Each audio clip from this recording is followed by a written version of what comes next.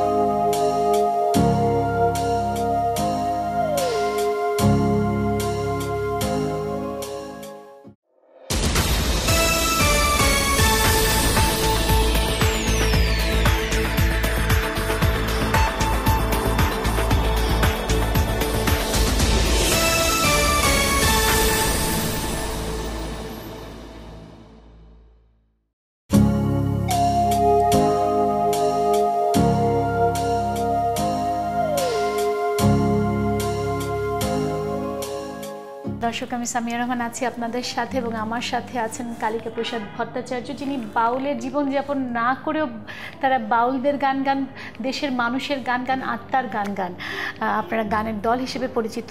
আপনি বলছিলেন যে বাউলদের জীবনযাপন কে তুলে ধরে বই বের করা হচ্ছে, যেটি আপনি অভিযোগ করছিলেন। হ্যাঁ, না, আমি কোন কথাটা বলছি যে বাউলের গান আমি গাইতে পারি, এটা একটা মিউজিক ফর্ম, কিন্তু আমার কাছে এটা একটা মিউজিক ফর্ম, কিন্তু আমি দীক্ষা না নিয়ে তার ঘরে ঢুকতে পারি না, আর যদি বা ঢুকি সেটা বাইরে প্রকাশ করতে পারি না। মানে ওই জীবন যাপনের কথা আমি বাইরে প্রকাশ করতে পারি না, কারণ উনি তো বলেন এটা ওনার গোপন স্বাদ, উনি পারেন। আজকে যে একাডেমিশিয়ানরা কাজ করছেন তাদের থেকে ভালো তত্ত্ব রবীন্দ্রনাথ জানতেন। এদিকে মনিরুদ্দিন স্যার সঙ্গ করেছেন, ওদিকে গিয়ে নবনী খেপার সঙ্গ করেছেন। পূর্ণদাসচন্দ্র, বাউল পূর্ণদাসচন্দ্রের বাবা নবনী খেপা, তার সঙ্গ করেছেন। রবীন্দ্রনাথ খুব ভালো করে জানতেন এই সাধনার কথাগুলো। উঁকি দিয়েছে, নইলে একটা লোক ভ্রমর যেটা হয় বিভাগে নিভৃত নীল পদ্ম লাগি লেখে কি করে এই লাইন? বাউল সঙ্গ না করলে এই লাইন লেখা যায় না। নিভৃত নীল পদ্ম কোত্থেকে আনবি? নীলপদ্ম টিলপদ্ম তো বাউলদের ভাষা। রবীন্দ্রনাথ লিখছেন কিন্তু ডিকোড করছেন না। আমি বলছি ডিকোড করা, কারণ আমরা কেন করি জানেন তো? আমি মূল জায়গাটায় আসি। এখানে হচ্ছে সম্মানের প্রশ্ন। গান গাইলাম কি না গাইলাম বড় প্রশ্ন নয়, বড় প্রশ্নটা আমি তাকে সম্মান দিই না। কারণ আমি জেনে গেছি এই বাউলরা সমাজের প্রান্তে বাস করে। আমি যদি একটা বই লিখে ফেলি, ওকে ডিকোড করে, ওকে ভাঙিয়ে, ওর সাধনাকে ভাঙিয়ে, ও কোর্টে কেস লড়তে পারবে না আমার সঙ্গে। আমার সামাজিক প্রতিষ্ঠা এমন জায়গায় আছে, ও কোর্টে কেস করতে পারবে না। আমি এটা কিন্তু রবীন্দ্রনাথ দিয়ে লিখবো না। আমার মানে বাজে কথা বলতে আমার জিনা হারাম করে দেবে। রবীন্দ্রনাথের চিঠিতে অনেক অংশ কাটা দেখবেন, কেটে কেটে রাখা হয়েছে। কারণ রবীন্দ্রনাথকে আমরা ভগবান করতে চেয়েছি, যে মনুষ্য প্রবৃত্তি যেন রবীন্দ্রনাথের কিছু নেই। পরবর্তী সময় ওনার শিষ্যরা গুরুদেবের লাইনগুলো কুচি কুচি কুচি কুচি কলম দিয়ে কেটেছেন চিঠির, যাতে মানুষ রবীন্দ্রনাথ লুকিয়ে পড়ে। হ্যাঁ, কল্লা কেটে যাবে। এবার মুশকিলটা হচ্ছে কি, কারণ রবীন্দ্রনাথের ওই সামাজিক প্রতিষ্ঠা আছে, কাজী নজরুলের ওই সামাজিক প্রতিষ্ঠা আছে, আপনি বলতে পারবেন না এই কথাগুলো তার সম্পর্কে। হ্যাঁ, কিন্তু এদের এই সামাজিক প্রতিষ্ঠান নেই, এরা প্রান্তিক মানুষ, এদের ওপর যা খুশি করে দেয়া যায়। লালন ফকিরের গানের কথা পাল্টে দেয়া যায়। হচ্ছে তো যে কোনো ভাবে লালন ফকিরের গান গাওয়া যায়, যে কোনো ভাবে শাহ আব্দুল করিমের গান গাওয়া যায়। আচ্ছা, তাহলে আমি এটাই বলছি যে কোনো ভাবে গাওয়া যায়। এই যে ফিউশন হয়ে যাচ্ছে, ফিউশনটাকে কিভাবে দেখুন? ফিউশন, কনফিউশন আমার কোনোটাতে কোনো আপত্তি নেই। মিউজিক নিয়ে হতে পারে, মিউজিক একটা পরীক্ষা নিরীক্ষার জিনিস, এবং মিউজিক এভাবেই মিউজিক এগোয়। আমার প্রশ্নটা ওই যে আমি মূল জায়গায় আসছি, আমি জিনিসটা শ্রদ্ধা থেকে করছি কিনা। আজকে তো রবীন্দ্রনাথের গান নিয়ে হচ্ছে, রবীন্দ্রনাথ মুক্ত হয়ে গেছে, কিন্তু আমার মোদ্দা কথা হচ্ছে এখন আমার মধ্যে শ্রদ্ধা আছে কি নাই আপনি বুঝবেন কেমন করে? তো এটাই হচ্ছে প্রশ্ন। শ্রদ্ধা থাকলে কি হয়, আমার প্রকাশে বোঝা যাবে। প্রকাশে কিভাবে বোঝা যাবে? আমি মেনে নেব যে Shah Abdul Karim MA BA pass না হলো, শাহ আব্দুল করিম একজন পণ্ডিত, একজন সাধক। আমার কখনো মনে হবে না যে শাহ আব্দুল করিম এই লাইনটা ঠিক লেখেননি, আমি লাইনটাকে পাল্টে। এমনকি আমি এই অভিযোগও শুনেছি যে শাহ আব্দুল করিমের গানের শেষ অংশ যেখানে তার নামগুলো থাকে সেটা বলা হয় না, অনেকে নিজের নামও বসিয়ে দেয়। অনেক সময় কি হয়, যেমন পিয়ার শাহ বলে একজন মুর্শিদ আছেন, পিয়ার শাহর গান গাইতে গিয়ে আমি শুনেছিলাম একটা গান আছে, সেই গানটা গাইতে গিয়ে আরেক ফকির না, সে আসলে একদমই ভিক্ষে করে, মানে সেই ফকির সাধনার ফকির সে নয়, সে না আলাউদ্দিন বলে, সে বেমালুম শেষের ভুনিতায় তার নাম বসিয়ে গাইছে, মানে তার নাম করে গানটাকে গেয়ে ফেলছে। আপনি কিভাবে দোষ দিবেন? তাকে আমি দোষ দেব না, সে গানটাকে, ওইটাই তো আমি বলছি। দেখুন, কমিউনিটি যখন গানকে পাল্টায় তখন একটা চেহারা হয়। আপনি কি আপনার যখন একজন ভিক্ষুক যখন ভনিতায় নিজের নামটা দেয় সেই ক্ষেত্রে কোনো দোষ নেই, আত্মস্থ করে গানটাকে, অথবা সে না জেনে করে, সমাজের প্রতিষ্ঠিত শ্রেণী করে, সেটা উদ্দেশ্যপূর্ণভাবে করে। আমি কনসিয়াসলি করছি, আমি লালন ফকিরের গানটাকে কিন্তু কনসিয়াসলি পাল্টাচ্ছি।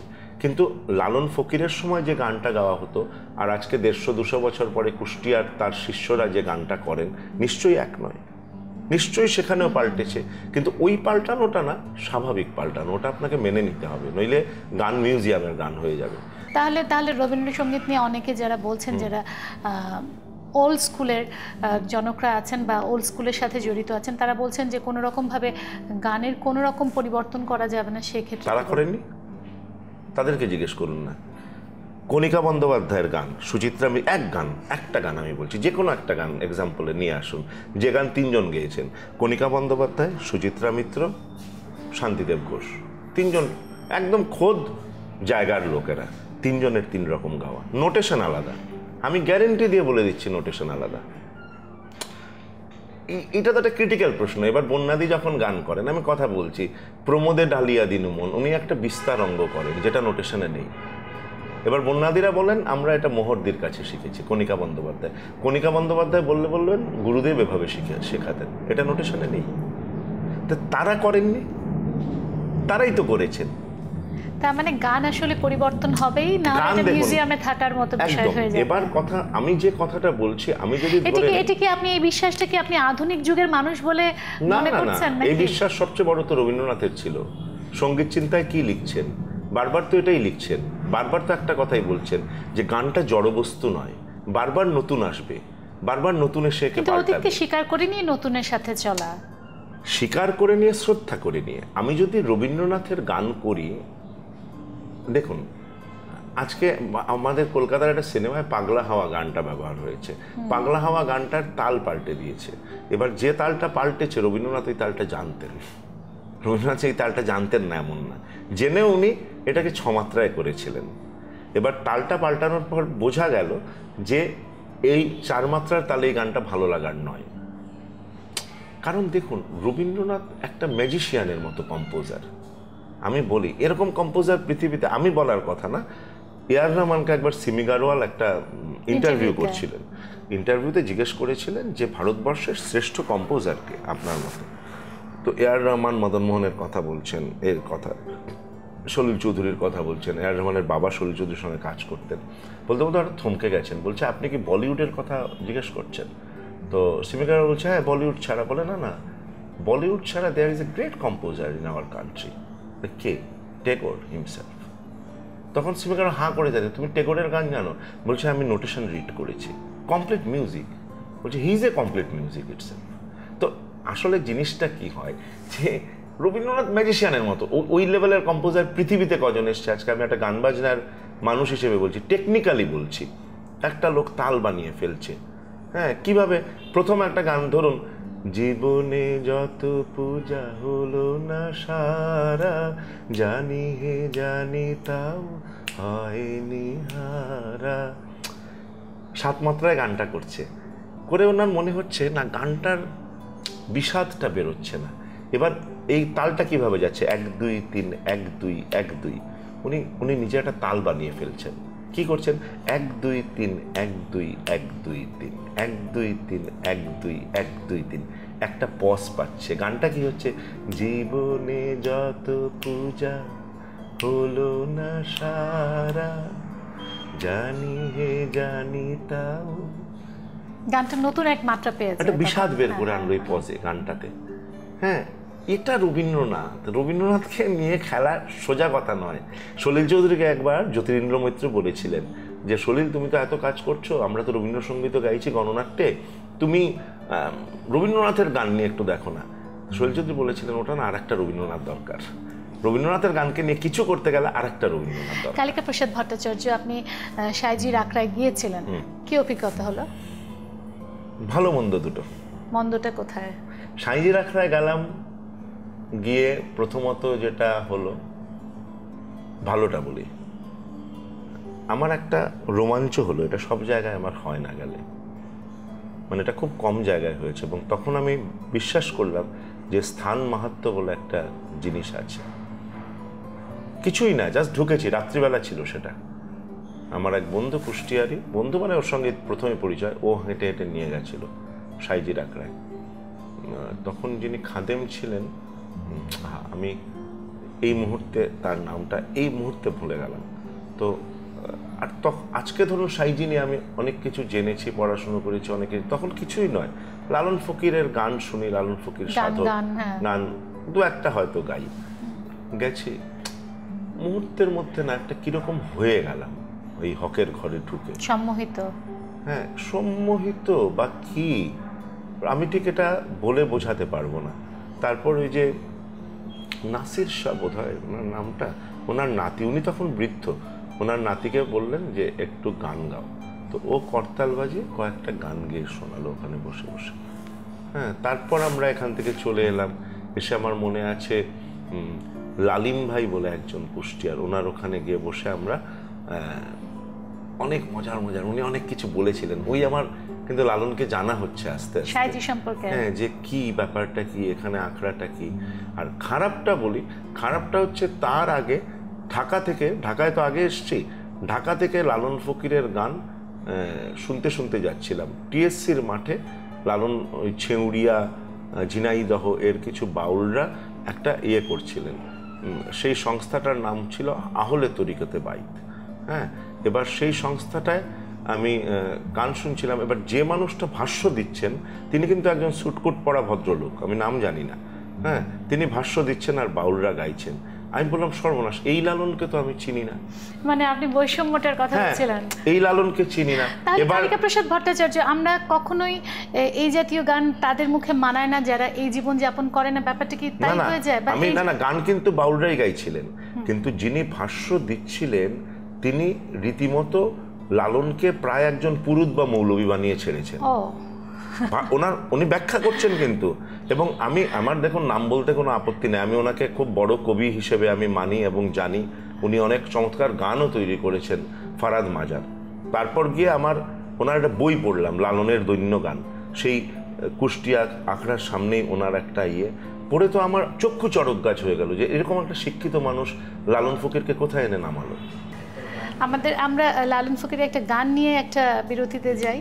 আপনার এই অভিজ্ঞতা আছে, বিভিন্ন রকমের ধরনের চর্চা চলে, যাই হোক আপনার একটা গান শুনতে শুনতে আমরা একটা বিরতি নিই লালন ফকিরের।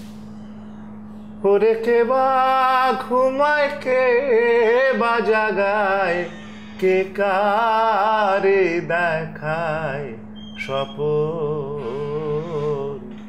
এই বেলা তোর দেহের খবর নেহেরে মন, এই বেলা তোর দেহের খবর নেহেরে মন, যে ঘর আমি ঘর বেঁধেছে কোনখানে সে আছে বসে,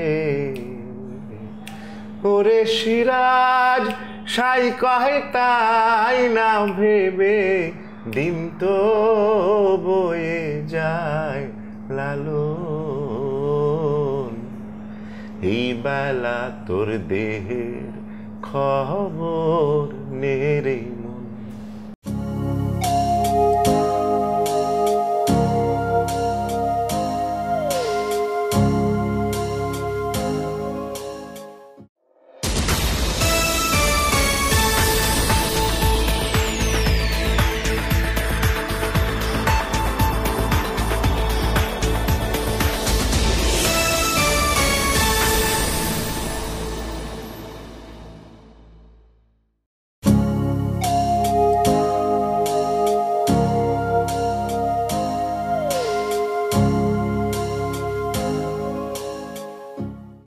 কালিকা প্রসাদ ভট্টাচার্য আছেন আমার সাথে, জনপ্রিয় গানের দল, দু বাংলারই জনপ্রিয় গানের দল কালিকা প্রসাদ ভট্টাচার্য।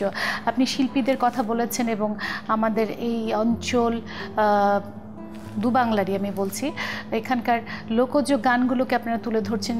সাইজি হোক, হাসন রাজা হোক, আশা আব্দুল করিম হোক, ভাটিয়ালি, জারিসারি, সবারই গান হোক, কিন্তু শিল্পীদের এখন একটা সবচেয়ে বড়, সবাই বলেন যে একটা দুর্দশা চলছে, শিল্পীদের না ইন্ডাস্ট্রিতে একটা দুর্দশা চলছে। শিল্পীরা যথাযথ সম্মানিত হচ্ছেন না, সম্মানীয় পাচ্ছেন না।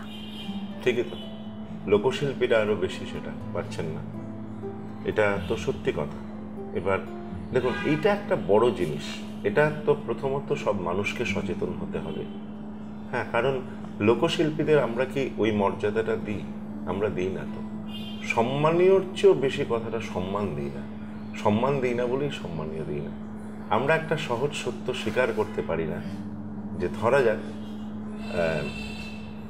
কার কথা বলবো, যে কোনো একজন বড় বাউল ফকিরের কথা বলা যায়।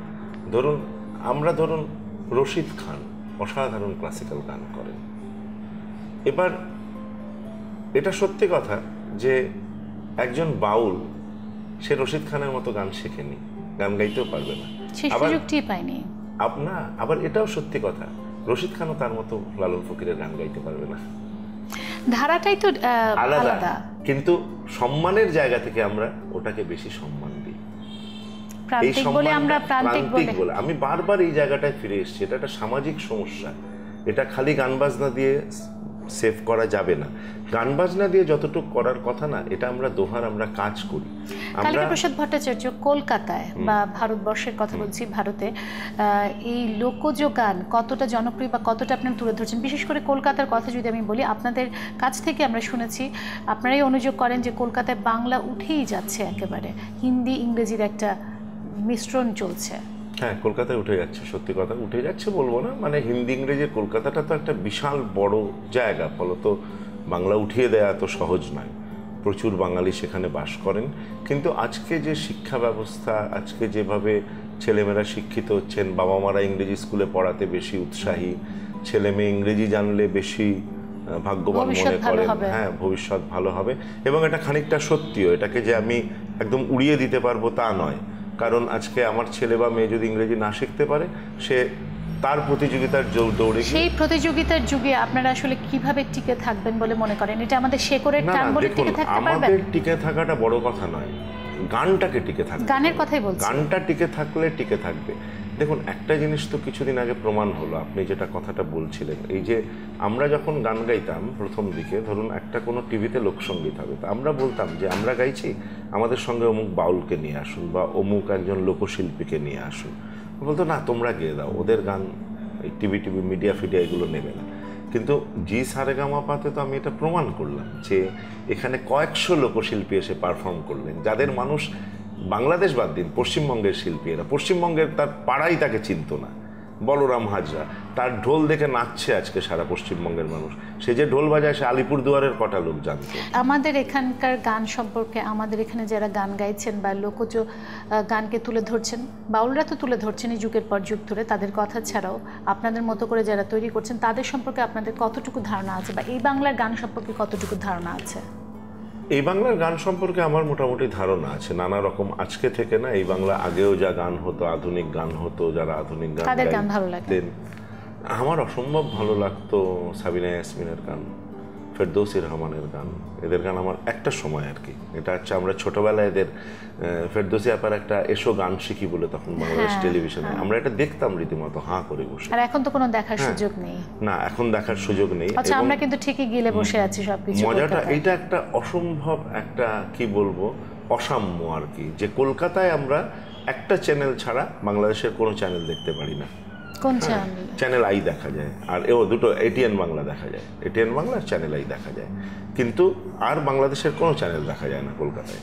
এটা একটা চরম বৈষম্য মনে করেন না? এটা বৈষম্য না, এইটা সোজা কথা, এটা একটা টাকা পয়সার গল্প। এই গল্প এখানে যদি আমি পুরোটা বলতে চাই তাহলে রাত কাবার হয়ে যাবে। এখানে ওই যারা কেবল অপারেটর, যারা তাদেরকে একটা বিশাল অঙ্কের টাকা দিতে হয়। হ্যাঁ, এবার সেটা একটা সম্পূর্ণ ভিন্ন গল্প, আমি গল্পে যাচ্ছি। কিন্তু ছোটবেলায় সেই অনুষ্ঠান দেখেছিলেন বলে আপনারা ফেরদৌসী রহমানের গানের ভক্ত হয়ে গেছিলেন। শিলচরে থাকতাম তো, শিলচরে ভারতবর্ষের টিভি আসতো না, বর্ডারের ওপারটা তো, ওখানে অ্যান্টেনা লাগিয়ে বাংলাদেশ টিভি পাওয়া যেত। এই যে ফজলে লোহানি, যদি কিছু মনে না করেন, হ্যাঁ, আসাদুজ্জামান নূর, হ্যাঁ, তাকে তো টিভিতেই প্রথম দেখেছি। এই অজস্র শিল্পীকে আমি কার কথা বলবো। তারপর আজকেও বাংলাদেশে যারা গান বাজনা করছেন, যারা ব্যান্ড ফরম্যাটে গাইছেন, বা নতুনদের মধ্যে কাদের কথা বলবেন যা দেখে আপনার ভালো লাগছে? না, এমনি বলবো, এমনি ব্যান্ড সব মিলিয়ে শুনতে চাই। বাপ্পা মজুমদারের গান খুব ভালো লাগে, আমি খুব শুনি ওর গান, ওর গায়কিটা অসম্ভব সুন্দর। হ্যাঁ, আমার অসম্ভব ভালো লাগে ওর গান শুনতে, বাপ্পার গান। ব্যান্ডের গান আমার জলের গানটা বেশ ইন্টারেস্টিং লাগে, এটা অন্যরকম ধাঁচে, অন্যরকম ওদের ইনস্ট্রুমেন্ট, ওরা নিজেদের গান। আপনারা প্রচুর ইনস্ট্রুমেন্ট বানিয়েছেন শুনলাম। বানিয়েছি না, আমরা অনেক ইনস্ট্রুমেন্ট সংগ্রহ করেছি। আচ্ছা, যেগুলো কালের গভীরে গর্ভে হারিয়ে যাচ্ছে, বা কিছু কিছু যেমন জানি না কি ইনস্ট্রুমেন্ট, যেমন আমি একটা জায়গায় একটা স্কুলে গিয়ে পেয়েছিলাম, এটা হচ্ছে বাবা আলাউদ্দিন খাঁ সাহেবের ভাই আয়াত আলী খাঁ সাহেব, বাহাদুর খাঁ সাহেবের বাবা, ব্রাহ্মণবাড়িয়াতে থাকতেন। একটা স্কুলে গিয়ে উনি শেখাতেন, ওখানে উনি একটা যন্ত্র বানিয়েছিলেন, এটা না দোতারা না শরৎ, মাঝামাঝি একটা যন্ত্র। আজকে হাতে থাকলে আমরা দেখতে পারতাম দু একটা যন্ত্র। এটা ক্যারি করা ফ্লাইটে খুব মুশকিল হয়, বড় মানে করা যায় হয়তো, কিন্তু আমরা তো তো এইটাকে যখন বানাবো আবার, এটা তো তার ফার ছিঁড়ে পড়ে আছে, কোন তার কি সুরে বাঁধে জানিও না। তো তখন মুকুন্দ বিশ্বাস বলে কলকাতা একজন খুব ভালো যন্ত্রের কারিগর, ওনার কাছে নিয়ে গেলাম, বললাম এটাকে বানিয়ে দিন যন্ত্রটাকে। হ্যাঁ, আয়াত আলী খাঁ সাহেবের হাতে বানানো যন্ত্র। এরকম করে অনেক যন্ত্র অনেক সময় পেয়েছি, এনেছি। সেগুলো ব্যবহার করছেন এখন আপনারা? হ্যাঁ, ব্যবহার করি আমরা। সারিন্দা বাজে আমাদের দলে, খুব কম দল আছে যারা সারিন্দা বাজিয়ে গান করে। হ্যাঁ, সারিন্দা যন্ত্রটা প্রায় উঠেই যাচ্ছে, অথচ বাংলার নিজস্ব একটা যন্ত্র। আপনি বলছিলেন যে সুরের ক্ষেত্রে কোনো কাঁটাতারের বেড়া আসলে মানেন না, মানা উচিত নয়, কিন্তু এই যে কাঁটাতারের মানে সুর দিয়েই তো আসলে সব পুরো পৃথিবীকে এক করে ফেলা যায়।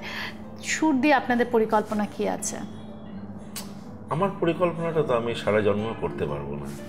আমি সত্যি চাই যে একটা সুরের বিশ্ববিদ্যালয় হোক, যেখানে গানের কথা নিয়ে কোনো কচকচি হবে না, কিচ্ছু হবে না, খালি গান আর গান। না, গান মানে গানের সুর, খালি সুর।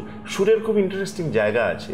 এই যে ধরুন আমি ভাটিয়ালি গানটা গাইলাম, ভাটিয়ালি বলতে আমরা নৌকার মাঝির গান বুঝি তো, কিন্তু আমি দেখেছি ভাটিয়ালি সুর আসলে একটা স্ট্রাকচার, এবং এই স্ট্রাকচারটা পুরো কন্ট্রোল করছে আমাদের ভাটি অঞ্চলকে। ভাটি অঞ্চলের মুর্শিদি গান বলুন, হাসন রাজার গান বলুন, দূরবীন শাহ বলুন, শাহ আব্দুল করিম বলুন, এরা সব ভাটিয়ালি সুরের চক্করে পড়ে আছে। এই সুরটা হচ্ছে ওই অঞ্চলের ঠাট। আমরা ক্লাসিক্যাল মিউজিকে যাকে ঠাট বলি বা ঘরানা বলি, এই অঞ্চলের ঘরানা হচ্ছে ভাটিয়ালি। হ্যাঁ, সেই মাস ধরুন আপনি রংপুর যদি যান, আমাদের কোচবিহার জলপাইগুড়ি যদি যান, ভাওয়াইয়া, আপনি ওখানে যে গানই শুনবেন দেখবেন ভাওয়াইয়ার সুরের আদলটা লেগে আছে। এইগুলো নিয়ে তো কথা হয় না।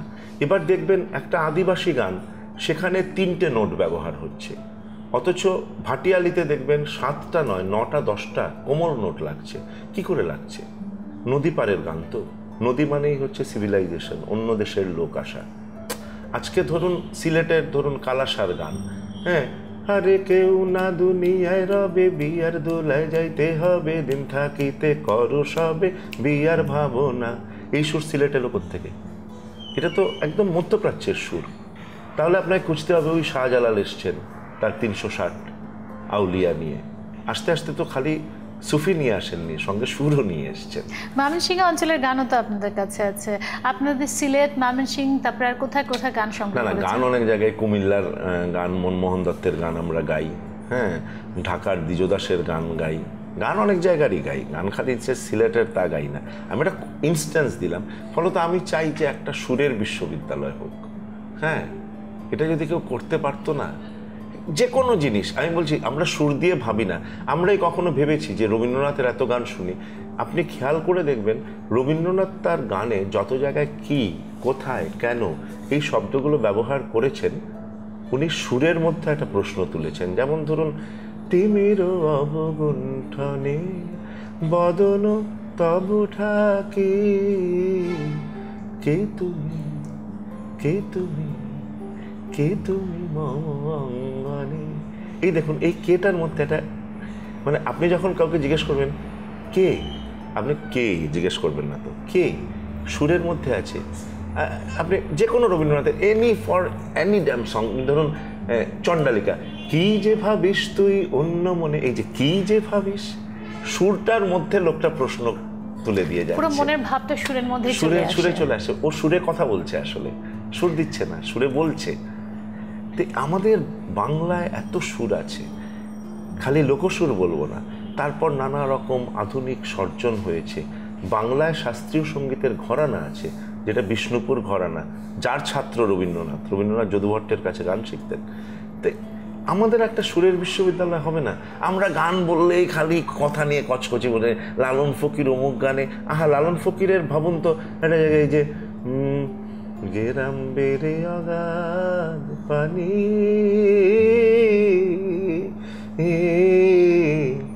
পানি দেখিয়ে দিচ্ছে সুরে।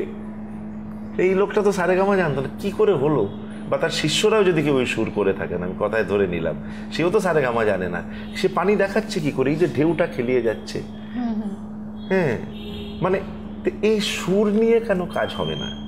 কথাগুলি মারুন, ভুলে যান কথা। দোহারের পরিকল্পনা হচ্ছে এই সুরের সাথে। এটা পারবো না আমি, আমার অত যোগ্যতা নেই। কিন্তু আমি মনে করি যারা গান নিয়ে কাজ করেন, বিশেষত সুর নিয়ে কাজ করেন, তারা সবাই মিলে একটা সুরের বিশ্ববিদ্যালয় করুন, যেখানে কোনো গানের কথা নিয়ে কোনো আলোচনাই হবে না, খালি সুর নিয়ে আলোচনা, এবং যেখানে সুরের কোনো কাঁটাতার থাকবে না। সুরের কাঁটাতার কোনোদিন কোথাও নেই। আমরা গান শুনতে শুনতে বিদায় নেব, এবং আপনার সাথে কথা বলতে এত মজা লাগছিল, সময় থাকলে আমি আরও কথা বলবো, এবং আপনি যখনই বাংলাদেশে আসবেন আপনাকে আমরা আমারও ভীষণ ভালো লাগলো সামিয়া। আমি নিউজ 24-এর সব দর্শকদের আমার পক্ষ থেকে এবং আমার দলের পক্ষ থেকে আমি শুভেচ্ছা জানাই। বাংলাদেশের সবাই খুব ভালো থাকুন, নিউজ 24 দেখতে থাকুন।